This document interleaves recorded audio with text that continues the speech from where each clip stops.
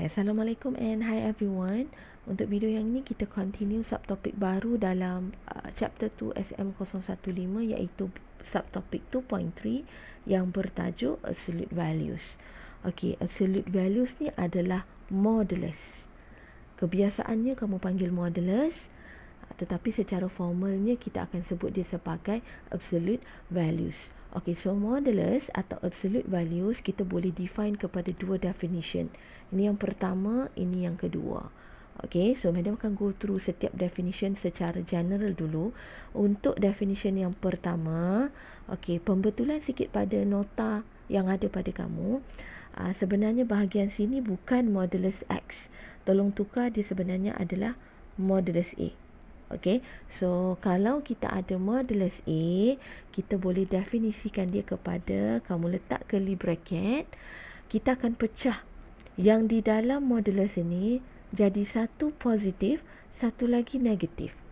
Okay, so modulus boleh dipecahkan kepada satu bahagian positif, satu bahagian negatif, dan dia perlu ada domain di belakang. Okay, so yang perlu di highlight di sini adalah domain yang belakang ni. Okay, untuk bahagian positif, domainnya kita akan sentiasa guna greater equal 0. Tak boleh berubah. Okay, dan untuk bahagian yang negatif, kita akan sentiasa guna domain dia sebagai less than 0. Bahagian sini. Okay, so bermaksud dekat sini, madam nak kamu hafal dan ingat betul-betul domain bagi definition modulus yang di belakang ni. Bahagian positif, kita akan sentiasa greater equal 0. Bahagian negatif, kita akan less 0. Hafal betul-betul simbol inequality dia. Okay, itu definition yang pertama. Definition yang kedua, kalau kita ada modulus A, apa yang kita perlu buat adalah kita boleh tukar bentuk dia menjadi bentuk punca kuasa 2, okay, A squared. Itu saja. So, madam akan tunjuk contoh macam ni kita nak guna dua definition ni pada example 14. Okey, untuk example 14, soalan pertama, diminta kita define the following absolute values. Maksudnya, tukar bentuk modulus ini. Soalan pertama kita ada modulus X plus 3. Now, kamu akan selalu dengar madam sebut dalam modulus. Bila madam sebut dalam modulus, it means that kamu kena faham yang dalam modulus, kalau soalan A ni, dalam modulusnya adalah X plus 3. Okey, kalau definition tadi, contoh dalam modulus adalah A. Yang ni pun sama. Dalam modulus adalah A. So, untuk soalan A kita, dalam modulus adalah X plus 3. Okey. Bila kita nak tukar definition, kita tukar definition yang pertama dulu. Okey. Dalam modulus, boleh dipecahkan kepada dua. So, satu positif, dalam modulus. Satu lagi negatif, benda yang di dalam modulus. Kamu tulis dulu begini. Okey, next. Kita kena ada koma macam ni dan kita nak tulis domain yang belakang ni. Okey, macam mana nak tulis domain dia? Again, dengan betul-betul madam sebut. Untuk bahagian positif, dalam modulus, iaitu X plus 3, mesti greater equal 0. Dan untuk bahagian negatif, dalam modulus, X plus 3 mesti less than 0. Okay, ini baru kita cuba define. Tetapi bukan inilah bentuk definition kita, kita kena simplify lagi.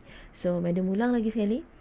Dalam modulus, X plus 3 dipecahkan kepada satu positif, satu negatif. Kemudian, untuk domain di belakang ni, again, untuk positive side, dalam modulus greater equal 0. Penting. Untuk bahagian negatif, dalam modulus less 0. Yang sini, madam suruh hafal. Greater equal 0, less than 0. Okay, next. Kita akan simplify apa yang kita ada. Okay, kebiasaannya apa yang kita akan buat adalah, especially untuk bahagian negatif, kita akan darab masuk negatif ni. Okay, so yang atas akan jadi bahagian positif just X plus 3. Bahagian negatif dia akan jadi negatif X minus 3. Dan darab masuk negatif tu. And then, koma. Okay, untuk bahagian positif. Now, kita tak boleh biar dia sebagai bentuk dalam modulus ni. Maksudnya tak boleh biarkan dalam X plus 3. Apa yang kita nak di sini adalah we only want X sahaja. Okay, kita hanya nak X. So, kamu kena pindahkan semua benda yang ada supaya dia hanya tinggal X. So, now kita ada X plus 3. Madam hanya mahu X sahaja. So, kita kena pindah 3 pergi sebelah menggunakan konsep inequality. So, apa yang kita ada dekat sini, madam hanya nak X. So, apa madam buat adalah, madam pindah 3 pergi sebelah jadi negative 3. Okay, itu untuk bahagian positif. Same goes untuk bahagian negatif sini. Madam hanya nak X sahaja. So, apa perlu buat? Saya kena pindah 3 pergi sebelah jadi negatif. So, kita yang kedua, kita ada X less than negative 3. Okay, so remember final bentuk definition kita ni, kita hanya mahu X. Okay, so ini baru kita boleh matikan jalan kerja. Which means saya dah tukar modulus X plus 3 boleh ditukar dalam bentuk satu bahagian positif, satu bahagian negatif beserta domain di belakang ni. Okay, so ini baru siap lah complete definition kamu. Okay, satu lagi bentuk madam nak ajar kita tukar kepada bentuk yang kedua ni, which is okay, modulus X plus 3 boleh kita define dia menjadi punca kuasa 2. Okay, ni tolong hati-hati, punca kuasa 2. Okay, again madam akan sebut dalam modulus, which is X plus 3 kita kuasakan 2. Begitu saja. Okay, so ada dua definition. Ini yang pertama, ini yang kedua. Okay, kita try buat untuk soalan B. Okay, soalan B pun ada pembetulan. Tertinggal modulus. So, tolong tambah modulus ini. Okay, so kita ada modulus 2 minus X. So, tolong alert. Yang di dalam modulus kamu sekarang adalah 2 minus X. So, apa yang perlu kita buat sekarang adalah equal. Okay, kita tukar definition yang pertama sini dulu. Okay, so madam ulang. Kalau definition pertama, letak curly bracket begini. Dalam modulus, pecahkan kepada satu positif, satu lagi negatif. Okay, and then kita akan letak koma, domain. Dalam modulus, which is 2 minus X, simbol greater equal 0 dahulu. Yang bahagian negatif, dalam modulus 2 minus X less 0. Okay, tapi belum siap. Apa yang kita mahu adalah sekarang ni isunya yang belakang ini, saya hanya mahu dia menjadi domain bagi X. Okay, so kita kena selesaikan. So, apa kita buat? Yang bahagian atas positif akan remain sebagai 2 minus X. Bahagian negatif kita boleh darab masuk dia jadi negative 2 plus X. Okay, and then koma.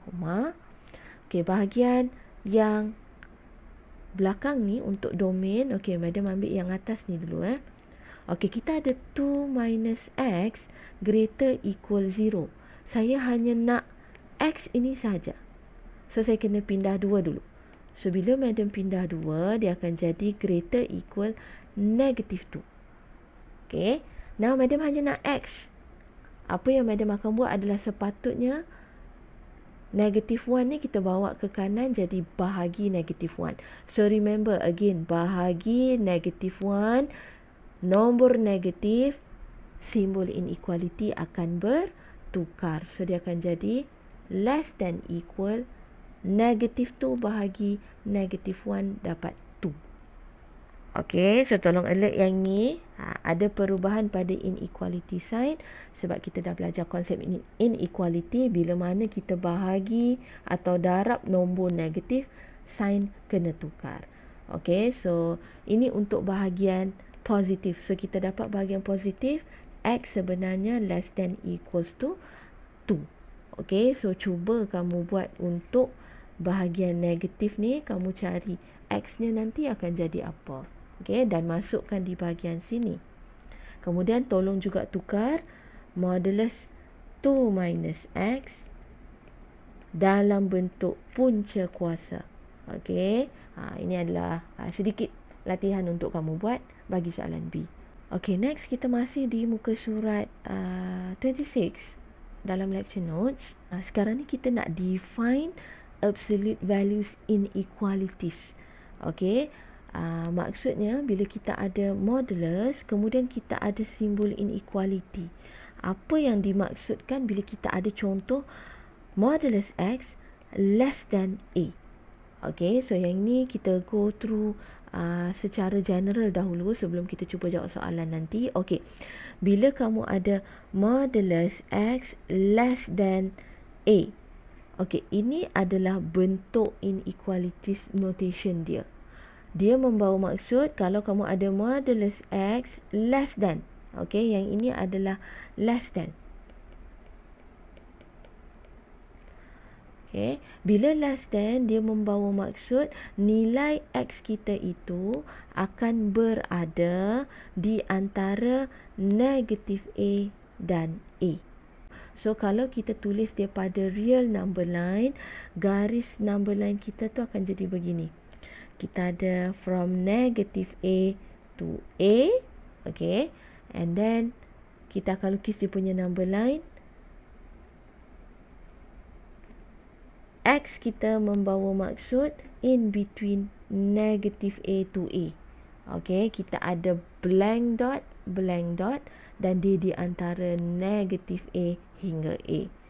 Okay. The same goes untuk definition yang kedua. Kita ada less than or equal.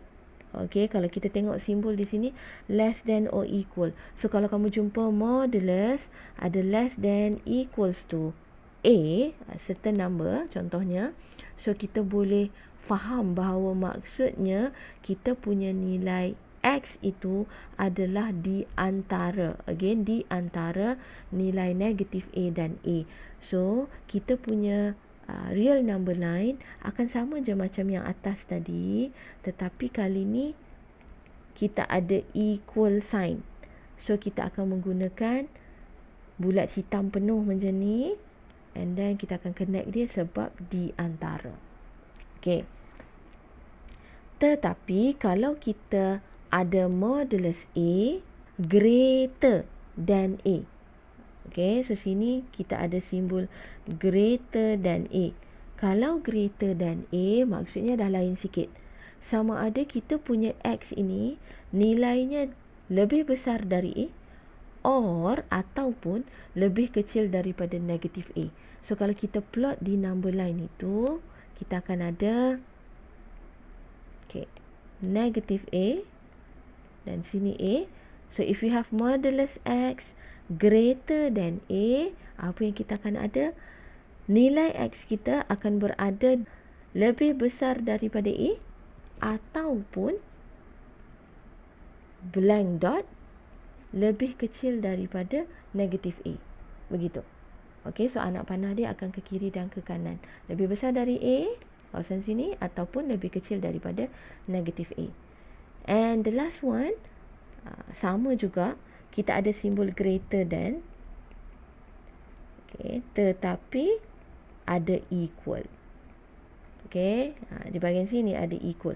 So, membawa maksud kalau kita ada modulus X greater or equals to A, nilai X kita itu akan lebih besar atau sama dengan A, ataupun lebih kecil atau sama dengan negatif A. Okay, so kalau kita plot di real number line, okay, kita ada negatif A dan kita ada A. Okay, kali ni kita ada black dot sebab ada equal sign ini. Okay, so bulat hitam penuh pada A dan juga negatif A. Okay, now dia punya arrow, kita nak definition dia ni akan jadi lebih besar daripada A dan equal to A juga, ataupun lebih kecil or equal to negative A. Okay, so anak panah kita akan ke kanan dan ke kiri. Okay, so ini adalah definition untuk kalau melibatkan modulus dan inequality sign. Okay, tapi nanti kita akan go through detail dan kamu akan lebih faham bila kita masuk solving absolute values inequalities. Okay, next kita pergi kepada properties of absolute values. Okay, properties bagi modulus ada 6 saja di sini. Okay, kita pergi kepada number 1. Okay, properties di sini membawa maksud kalau kamu ada modulus to any number, dia akan sentiasa menghasilkan jawapan yang sentiasa positif dan lebih besar atau equal to 0. Sebagai contoh, Madam bagi dekat sini, kalau kamu ada modulus atau absolute value of 5, jawapannya adalah 5. 5 adalah satu nombor yang memang lebih besar daripada 0. Ataupun contoh, kamu ada modulus negative 3. Okey, modulus negative 3 jawapannya adalah 3, which is 3 memang lebih besar daripada 0. Okay, so any number yang kita moduluskan dia akan sentiasa menghasilkan jawapan yang positif ataupun lebih besar daripada 0. Okay, next. Untuk properties yang kedua. Okay, kita ada if you have modulus A, dia mesti sama value dengan kalau kamu ada modulus negatif A. Okay, so A adalah nombor yang sama. Contoh, kalau Madam bagi kita ada modulus 5, dia mesti equal juga dengan kalau kamu ada modulus negative 5. Okay, so we check the answer. Modulus 5, jawapannya adalah 5. Okay, equal to, kalau kamu ada modulus negative 5 pun jawapan dia sebenarnya 5. Okay, so sama. Untuk properties yang ketiga, kalau kamu ada dua nombor, contohnya kita tambah. Okay, modulus A plus B, dia mesti equal juga dengan kalau kamu tambah nombor yang sama cuma switch position. Okay, contoh kita bagi dalam bentuk nombor supaya senang kamu nampak. Let's say kamu ada 5 plus 3. Dia mesti equal dengan kalau kamu ada 3 plus 5. Okay, so kita check jawapan. 5 tambah 3 dia adalah modulus 8, which nilainya adalah 8. Sama juga kalau kamu ada modulus 3 plus 5, dia tetap modulus 8, which is final answer nanti 8. Okey, sama. Madam bagi satu lagi contoh yang boleh kamu cuba buat sendiri. Okey, contoh Madam ada, kamu bahagian kiri ini kita ada negative 3 plus 2. Okey, modulus negative 3 plus 2. Cuba kamu check, adakah dia sama dengan kalau kita buat 2 plus negative 3. Okey, cuba semak, dapat sama tak? Okey, properties yang keempat, more or less the same dengan properties yang nombor 3, tapi kali ni kita ada tolak. Okay, so kita check. Kalau kita ada A, modulus A tolak B, sama tak dengan modulus B tolak A? Okay, so kita give number juga.